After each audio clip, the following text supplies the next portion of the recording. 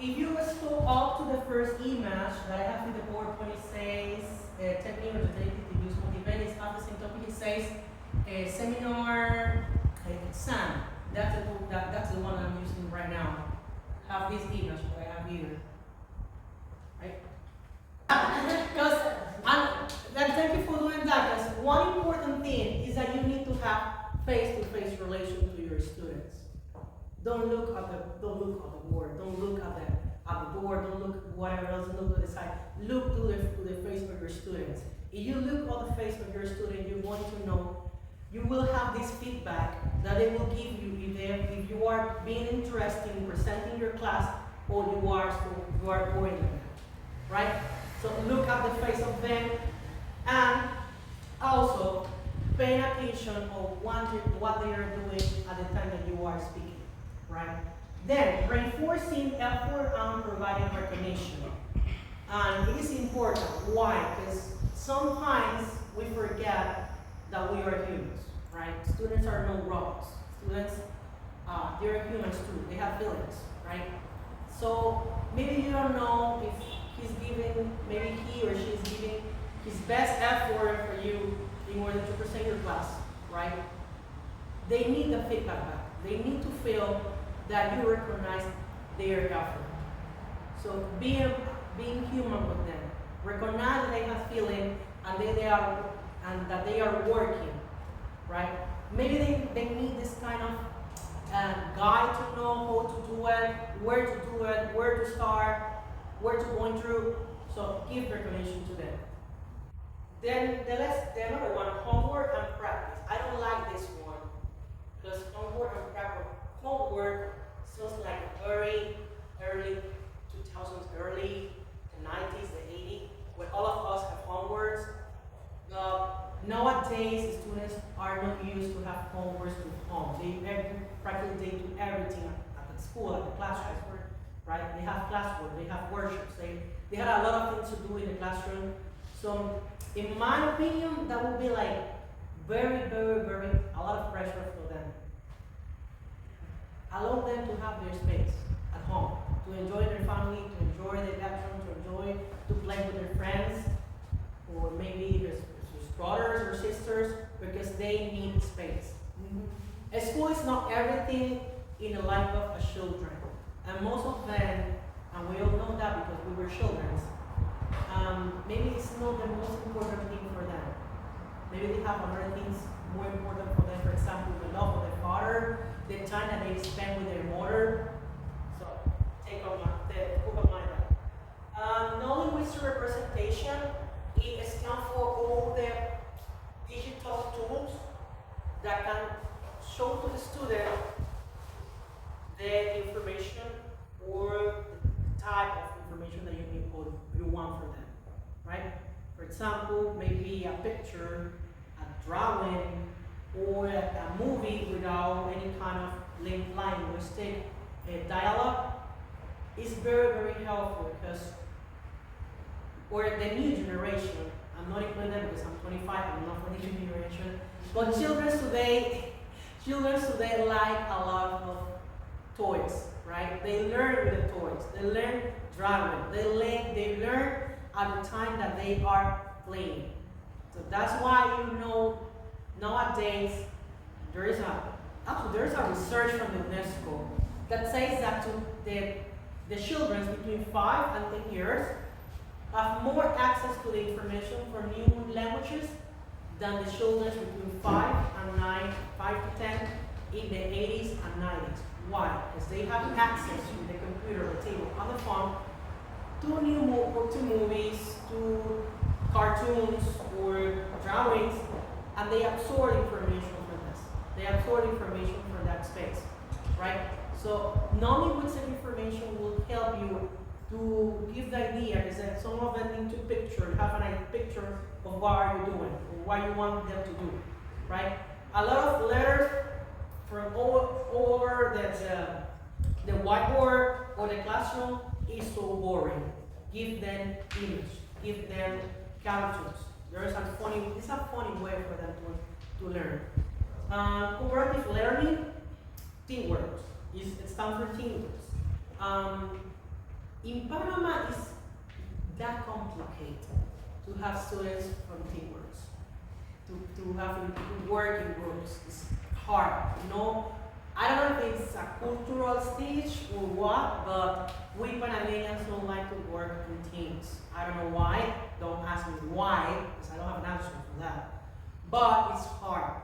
So get motivated in working on teams, because maybe the students learn, or maybe not, they learn at least from one to another, right? The teamwork is a very easy way for them to understand maybe things that other students know that they are not, and they are keeping them through the goals, right? And the other one, the last one, and most important, is setting objectives and providing feedback. As I told you before at the beginning of my presentation, that you need to know where you want to, what you want, what is the objective of your class, what you want from them. Then you need to set objectives. If you don't set objectives in your classroom, at the time that you're teaching, you will be lost. You need to put setting up an objective and providing feedback. Putting the objectives and providing feedback are very close related. Why? Because I told you, the students need to know what they are doing and how they are doing it. Right? For example, put on your emails that you're having a class with a teacher, and this teacher don't give you any kind of feedback about what you are doing. You will think, well, I'm doing it well. The teacher is not telling me nothing, so it means that I'm doing well and I'm passing the subject, right? But then at the end of the semester, you get this struggle directly to the practice part. So providing feedback to the students will let them know how are they doing it, or what they are doing, or what they need to improve. Because sometimes it's not that they don't know the information, they don't know the class, or they don't understand. It's that they need to fix some little things in order to hit the goal of the objectives that you set for your class. Then we have teaching methodologies. This I think was one of the second one. Yeah. We have boy Noriel is going to present the teaching methodology. The second one, the third one, please. The slide on the board. So you can follow on the phone. Yes, good evening classmates. I'm professor. My name is Noriel. Yes? 3 minutes, not 5. Alright, 3 minutes. Yes, my name is Noriel Uriola, and I'm going to present how to teach a different kind of strategy and methodology in the classroom. Okay, first of all, we have to make our objective and then our lesson plan. It's about related with our lesson plan. I have a new strategy. This strategy is, for example, strike arrow. Strike arrow start with engagement. Second, student focus. Then, student practice. Finally, activation. Engagement is when you teach a students in 5 minutes a video related with any topic. For example, if you are going to teach about the advantage and disadvantage of different kind of houses around the world, you can show them a picture related with the topic in order to engage them. In our city, we use SIO. For example, when I was working in Panama Bilingüe, we use SIO. So engagement is to talk about like warm up is the same. And then we use student focus. Student focus is when you teach to the students, but students just pay attention. They don't speak, they only are focused on the teacher teaching. Then we continue with student practice. Student practice is when students practice and the teacher help them. Yes, for example, you write some activities on a whiteboard and the students can go to the whiteboard, all the students can go and participate, teacher can correct them. This is student practice. Finally, we use activation. Activation is the final part that you are going to evaluate of the topic. Students should do it very well because at the beginning they have listened so many activities, for example, engagement, student focus, student practice. So when you place or you put them activation, they can do it very well. And there are another strategy to teach English. For example, we have engagement, activation. You can write 3, 4, 5 activation, then student practice, and finally, this is your final evaluation. Activation. This is boomerang lesson. I don't know if you have played when you was a little child, you have seen a boomerang. Yes, it's a little toy that you threw and it come back to you quickly. So this is a boomerang because at the first you, for example, put them or assign them activity in order to evaluate them to know if they know the topic.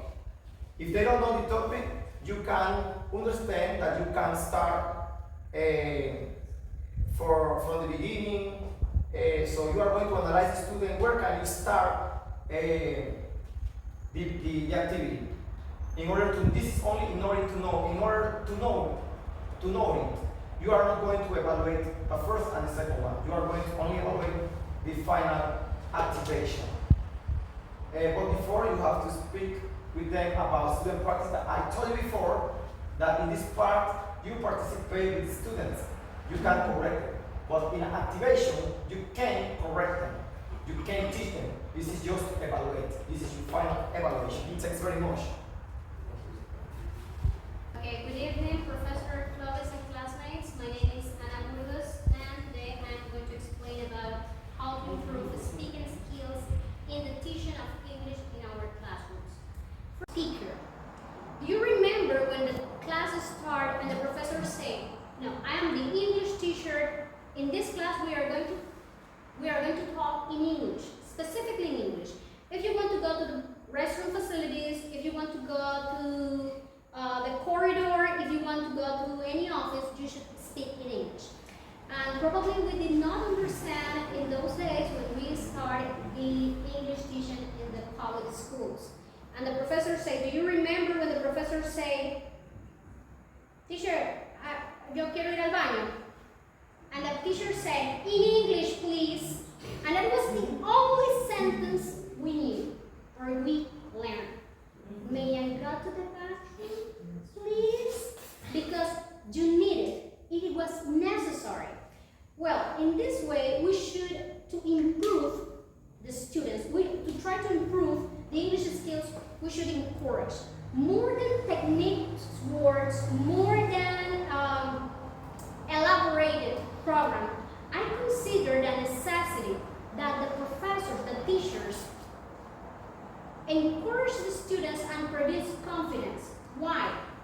Because if the students feel free to ask and make questions and make mistakes, that promise you they will improve their skills. We have different methods. One of them is interactive and participative method, and that is very important because in this way you can see that what is doing the different students. Okay, you can say, okay, Marta, tell me what is your name, where you live, what you do today, many things like that. Involve the students. Okay, that lecture method, that I love this method, that is reading. I think that reading is complete, okay? Because you have the vocabulary, you have the reading, you have the oral, you have the listening. Example that you have, I can say a reading a part of the plant, and everybody know what is the part of the plant, okay? Example, we have flowers, roots, stem. Okay, tell me the part of the plant. Okay, teacher, the STEAM teacher, flowers. Yes, but the flower, what color it is? Red teacher, can be yellow, okay? That involves the same student that it can improve the English and it can expand the vocabulary, okay? And other one, and you can write the vocabulary. Example, I can write it here. I'm going to be fast. And This one, cada one es un part of plan. And okay, we hear about the really part of the plan. And okay, we have different. Okay, tell me one part of the plan, teacher, and the STEAM. Oh, the flower, sorry. Flower or leaf. Or I think, teacher, that we have the soil too. Okay. And there you have a new vocabulary there. Okay? Then only listen the reading, they understand the reading, and they improve that they have in mind in that time. Okay. The other one that is online teaching method. Okay, that is, remember that we have 2 years pandemic, and this was new for everybody, but it's like easy for the student because, hard for the teacher, no? But not so easy in the beginning, but you learn a lot because the students for now, they technology, they know telephone, they know our computer, they know the website, they know everything. And I think that that's my partner, that always they have the time in the house, that always when they in the classroom, you have to take all the information, you have to show the different things and different activities, different methods that they can be bored in the same classroom. Okay? The other one, the cooperative learning, that is teamwork. Always when you have teamwork, that they have different information, you have the same information from the teacher because then think different of you or different for the other partner, different for the other partner will have on the left or the right, okay, and then can share the information what they have there, okay, and there that I said, that they can expand the vocabulary, they can do different sentences, they can know different words, they can know many things. Only know we have to use paper always, okay, we can use this whiteboard, and you can write many things, and they say that, okay, I can learn this, oh, you said that. And then you have to be dynamic in the same class, in the same classroom with your student. That's in my interview. Thank you. I'm going to explain you my lesson planning that I spoke before. This is boomerang strategy. We have engagement. You see, we have a picture that you see a hurricane devastating a building. This is engagement. Second, you see different kind of home. For example, if you see a home, a normal home, and you see the natural phenomenon, or natural disaster, you see, for example, a hurricane, the house is going to be destroyed. So in this part, our students see this picture and they share information between them. This is an activation. We have another activation.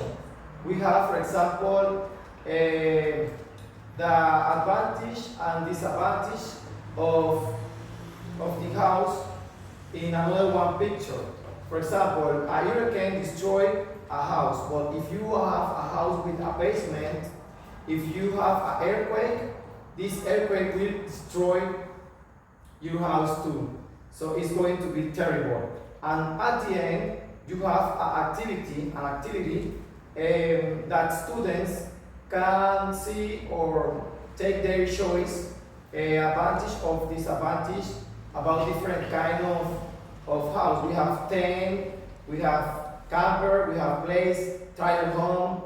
You see a lot of trailer home in United States of America and different parts of the world. And we have houseboat, people who live in the sea. And you can choose the advantage and the disadvantage from the square that you see. For example, we have bird hall, camper, cultural light, tiny spacious, tiny dark ones. So there are different advantages and disadvantages about the different kind of house that we can live around the world. And at the end, we have an activation. The last part was student practice. And finally, we have activation. Activation, students will speak about their choice, advantage, and disadvantage. For example, if you were students in this moment, I can tell you, okay, for a group of 4 students, and share information about the topic, about advantages and disadvantages of different kind of houses, home around the world. Thank you.